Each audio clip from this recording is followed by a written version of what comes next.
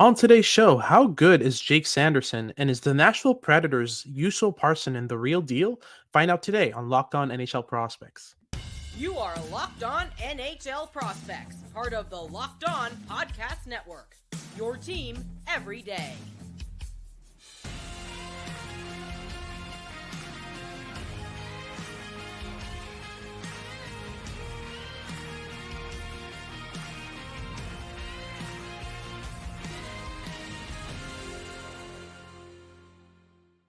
Hello and welcome back to Locked On NHL Prospects, part of the Locked On Podcast Network, your team every day. I'm Hattie Kalikesh. I'm a scout and prospect analyst across multiple platforms, including this one.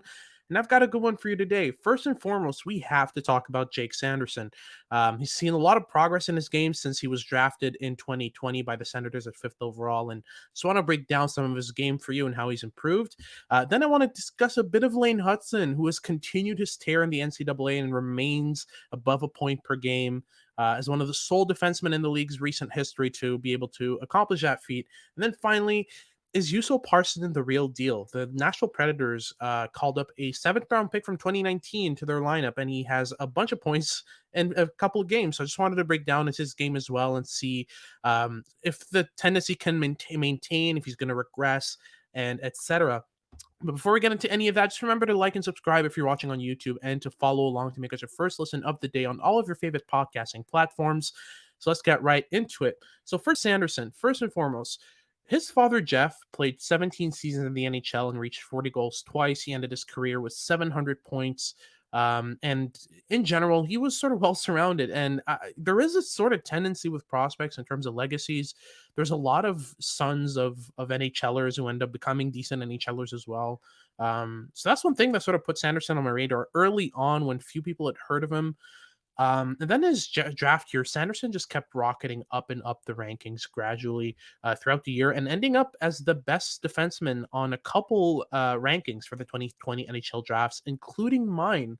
I had him as my top ranked D-man heading into the draft, and he ended up being drafted 5th overall as the second selection of the Ottawa Senators in 2020 as the top defenseman selected.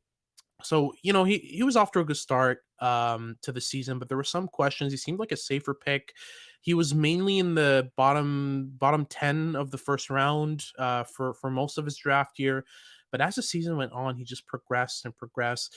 For me, defensively, Sanderson's always been by far better than Jamie Drysdale, who was the second defenseman selected in that draft. Transitionally, for me, both were tied, and offensively, Drysdale had the edge. But the thing is, I saw a lot of room for growth in Jake Sanderson's offensive game, and that's why I ended up ranking him higher near the end of the year. Just became more and more obvious. So I just wanted to share a couple of notes I had from his draft year. I went rummaging for my old scouting notes and found some of these, so I just wanted to share them with you. So first, in his draft year, one thing I noticed is that he was extremely deceptive in transition and in the defensive zone. He had no problem sending opponents the wrong way when retrieving pucks behind his net.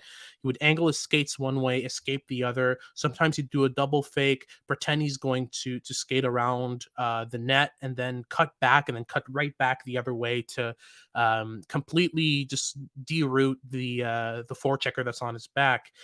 He played with pace. He manipulated opponents' feet extremely well and carrying the puck as well. So not just when he had his back to the play, but when he was facing play, skating the puck up the ice, he was able to fake one way, pass the other, or use a quick move to get inside. One of his favorites was the inside out move. So he'd place a puck in his pocket on the forehand and then carry it on the backhand really quickly while crossing over.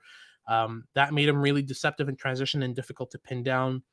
He reads his teammates' routes very, very well. And that was exceedingly clear as he went on throughout the year, but it was still a pretty obvious strength in the beginning of his draft year. He's comfortable playing give and go, joining the rush. The issue with Sanderson is he just struggled to execute on the best option when he was either in the offensive zone or when he was breaking out the puck.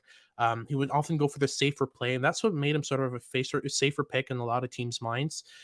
And one other thing that really sort of I struggled with when I was starting to watch Sanderson is that he didn't really show as much dare in the offensive zone as Jamie Drysdale did. Drysdale is a bona fide offensive defenseman. He'll push up the ice. He'll activate in the offensive zone, create chances by skating upwards. and funneling down towards a slot or going down the board, stuff like that. I didn't see much of that from Sanderson, and it was confusing to me because he showed a lot of deceptiveness, he showed a lot of manipulation and decent skating and all that in the first two zones, but as soon as he got to the final third, it became an issue. So for me, the more I watched him, the more I realized it was a mental block, not a physical one. It's not that he was physically limited, um, and couldn't perform the things that Jamie Drysdale did. It's just that he didn't dare to. His playmaking, his manipulation weren't a problem at all in the defensive zone and neutral zone. It just became an issue when he got to the offensive zone. He would, rely on point shots and, would just throw pucks on net from afar. When offered the lane, it's not like it was the wrong thing to do. A point shot in that moment was the right thing to do. He just did not execute the best thing possible, which is to fake out the forward in front of him, skate down into the slot, take a shot from lower down. We'll get back to that in a second. But for me, Sanderson had translatable skills all around and the potential to get better as he climbed the ranks because his skill set was very translatable. So he got better and better in the NTDP as the season went on, not because he was getting bigger or faster or stronger or more skilled. It's because he was getting more comfortable. And that to me was very promising. And that's why I ended up ranking him as my top team in the 2020 NHL draft. Then in the NCAA, what happened with Sanderson is that he took what made him good in the defensive zone and the neutral zone, so deception, skating, anticipation, forward manipulation, all that stuff, and he started applying those principles in the offensive zone. So that's why he went from 2 goals and 13 assists in 22 games in his freshman year to 8 goals and 18 assists for 26 points in 23 games the next year. And now he leads all rookie D-men in the NHL with 9 assists in 17 games.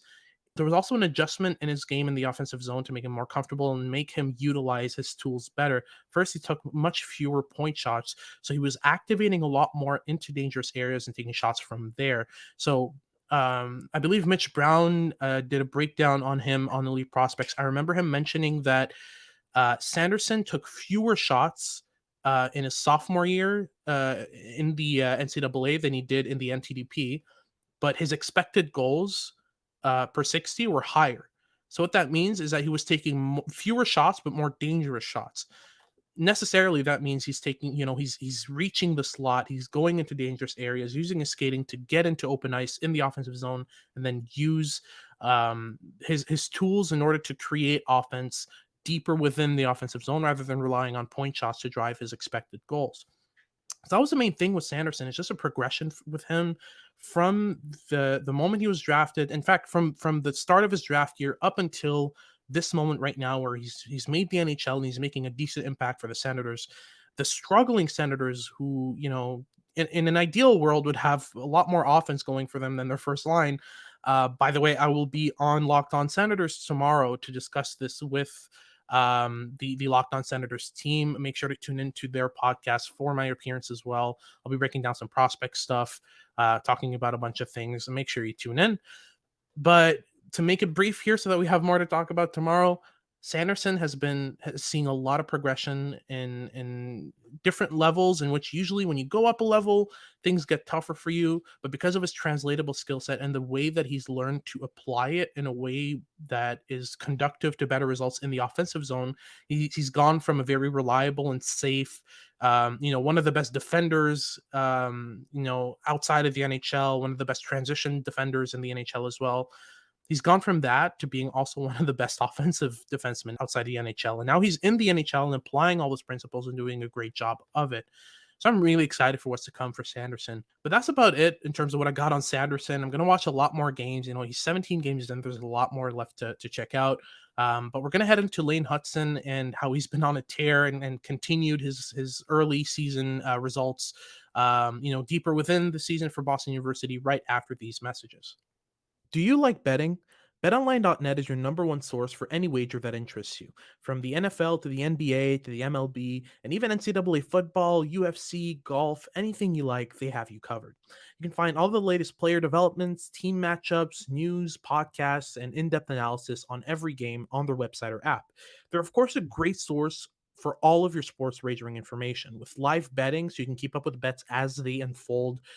They've got up to the minute scores for every sport out there. They're the fastest and easiest way to check in on all of your favorite games and events. Head to the website today or use your mobile device to learn more. Bet online, where the game starts. All right, so time to talk about Lane Hutson. I'll remind you, this was the 62nd overall pick in the 2022 NHL draft by the Montreal Canadiens just this past summer. And he was the record holder for points per game in the NTDP's modern history in his draft year. But he's short, right? Well, he's kept up a pace of over a point per game in the NCAA still to this point. Through 11 games, he's got 4 goals, 8 assists for 12 points for Boston University. And I mean, this is a prospect who's been playing second pair minutes behind Dominic Fensor. He's been also playing on the second power play unit. And despite that, he's able to be among the best in recent NCAA history in terms of points per game for defensemen in their draft plus 1 year. To compare, well, only Adam Fox has a higher point per game pace in the last 20 years in the NCAA as a freshman, and Adam Fox was facing teams like Cornell and Dartmouth and Princeton and Brown, teams that are not necessarily the most skilled. To give you an example, outside of Harvard, right now there are 18 NHL affiliated prospects who are playing in that division that Adam Fox was playing in. It was an even lower number back then. Boston University and Northeastern combined have 24 NHL affiliated prospects. So this is a very weak league. Adam Fox, to give him credit, he's an excellent defenseman. He's a Norris Trophy winner. He deserves all the flowers. He's an excellent player. Um, but in his draft year, he was playing against weak competition. Lane Hutson's doing what he's doing from the second pair and second power play unit for Boston University when he's facing teams like Northeastern, like Michigan, like Massachusetts, a bunch of very strong sides who are very well built, have a lot of NHL affiliated prospects, that kind of thing. So that's really impressive on its own.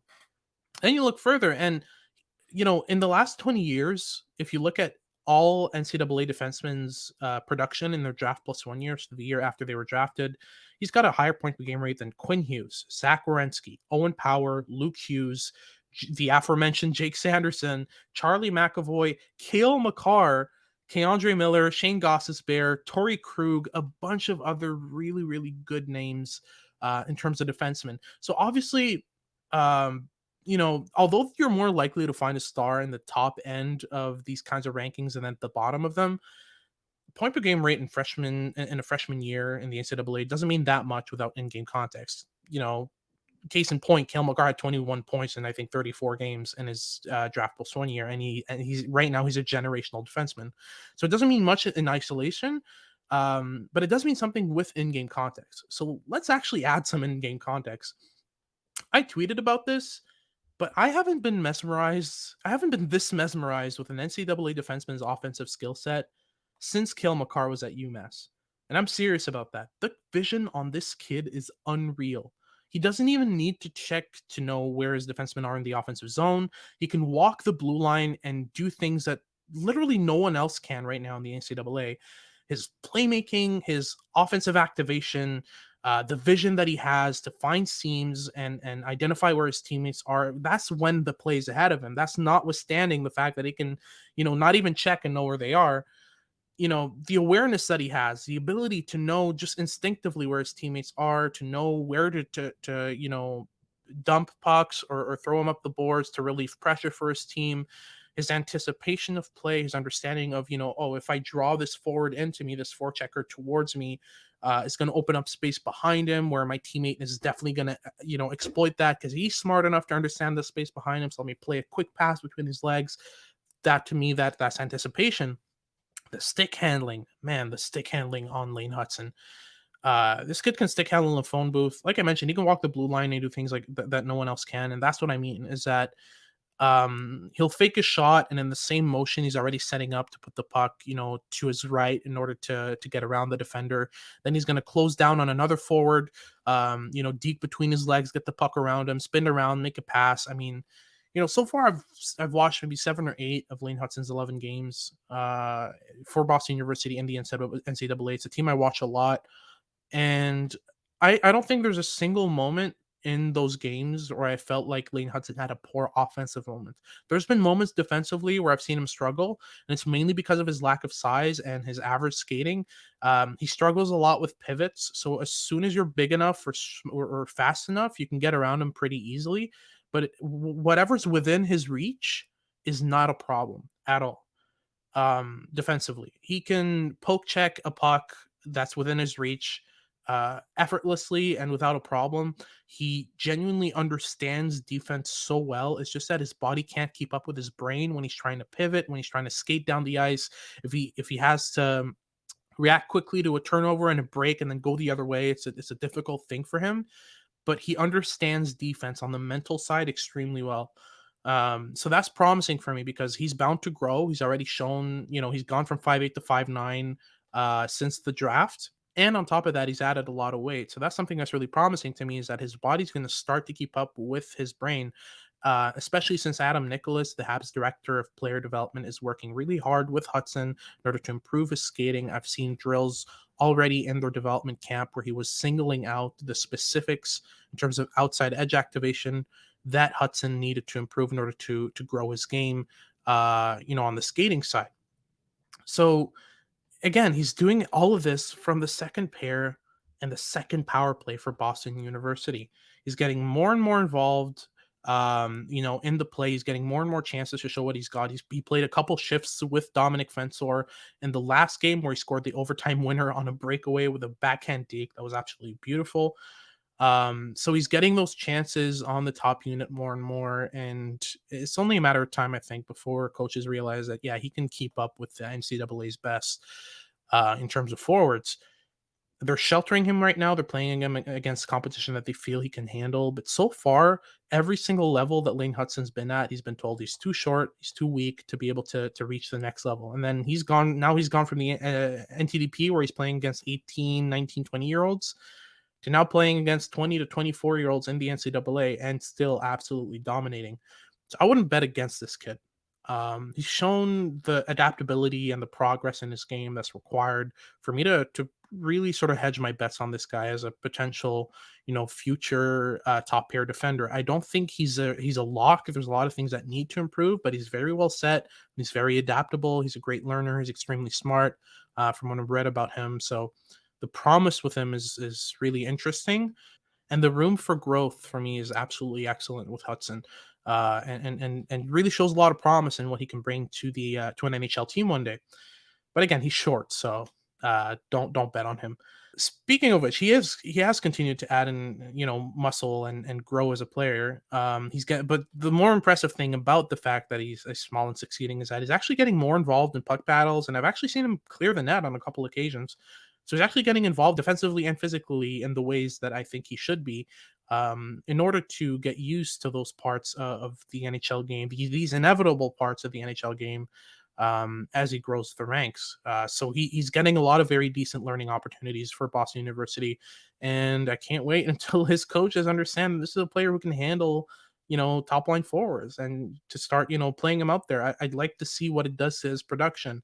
If it dips, which I expect it to, then it is what it is. But I think that Hudson can definitely handle that level of competition. So that's about it for Lane Hutson. Now we're going to go into Juuso Parssinen, the Nashville Predators rookie, who is absolutely on fire right now through 4 games. Right after these messages. First off, I want to talk to you about Simply Safe. In the last decade, over 4 million people have chosen Simply Safe home security to protect their home. If you got that many people on board, you're definitely doing something right. Simply Safe's priority is your safety. They protect you using cutting edge security tech powered by 24/7 professional monitoring agents who've always got your back. I love what Simply Safe has to offer. From crystal clear HD live stream of your security cameras to full control of your system from your phone with their app, and smarter ways to detect real break ins so you aren't pestered with false alarms while you're going about your workday. They've got sensors for everything from burglaries to fires to floods and other threats to your home. They've really got you covered. You can customize your perfect system for your home in just a few minutes at simplysafe.com/lockedonnhl. You can save 20% on your Simply Safe security system when you sign up for an interactive monitoring plan and get your first month free. Visit simplysafe.com/lockedonnhl to learn more. Again, that's simplysafe.com/lockedonnhl. There's no safe like Simply Safe. All right, so for our final segment of the day, I wanted to discuss Juuso Parssinen's hot start to the season. Now, he was called up from the Milwaukee Admirals in the AHL, where he had 9 points in 10 games for the AHL affiliate of the Preds.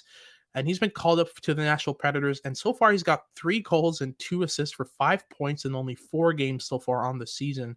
I will remind you, this was the seventh round, 210th overall pick by the Nashville Predators in 2019. I'll say that again. Seventh round, 210th overall pick by the Preds in only 2019. That was 4 drafts ago. That was three years and a couple months ago. And he's already, producing over a point per game in the NHL through 4 games so far.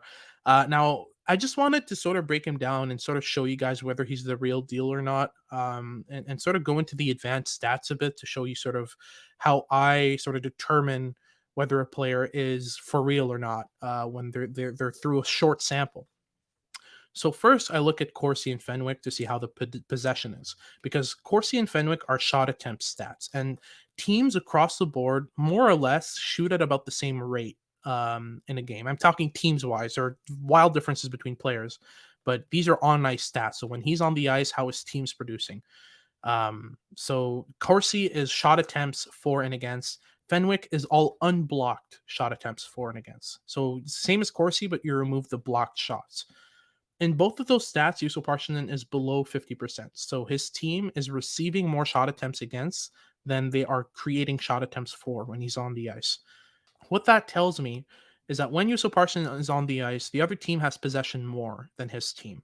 Looking further into this, his shot share, the just pure shots on goal, is even at 50%. 21 shots for, 21 shots against. But then when you look at high danger chances for and expected goals for, he is above 50% in those metrics. So first, expected goals for is about 55%. High danger chances for percentage is about 65%. So his team has more expected goals for than against when he's on the ice. And his team has more high danger chances for than against when he's on the ice. What that means to me is that first, like I mentioned, the other team has the puck more when he's on the ice, but he's contributing to limiting their chances and quickly creating good chances with the little possession that they do get. And that's about right based on my viewings of him. So to give you sort of a breakdown of the style of player you have in Juuso Parssinen. So he's about 6'3", 212 pounds. He's an excellent puck shielder. He cuts across opponents' hands really well when he's carrying the puck up the ice. He's got decent speed as well for a guy of his size. He creates chances quickly by taking pucks from the boards to the middle and driving the net. Those are the two things that he's really good at. And on top of that, he can fend defenders off really easily because he's got above average strength and excellent puck protection mechanics. Those two things combined makes him really, really difficult to nudge off of the puck or to force him towards the boards. He's really good at fending off defenders and creating space for himself and freeing his stick up to take a shot when he's driving the net or when he's cutting, to the middle from the boards. That to me screams projectable skill set. The little details that I just mentioned, those compound and they often create an effective combination. One that's going to work on a nightly basis. One thing that's going to regularly contribute to not necessarily goals, but at least shots, at least expected goals on a nightly basis. Now, obviously, Parson is shooting 40% at 5-on-5 right now. That is absolutely not sustainable. Not in the slightest. He's probably going to end up with between 15 and 20 goals if he keeps showing what I've seen and really sort of cranking up the play, driving the net, all that stuff. He's probably going to end up with 15 and 20 goals based on his skill set. If he plays every single game until the end of the season for the Preds, there's about 64 games left on the Preds season. So if he plays every game from here until the end of the season, I would be very surprised if he doesn't end up with between 15 and 20 goals. Right now, he's on pace for 51 based on his shooting percentage and his goals per game. So I don't think that's gonna carry.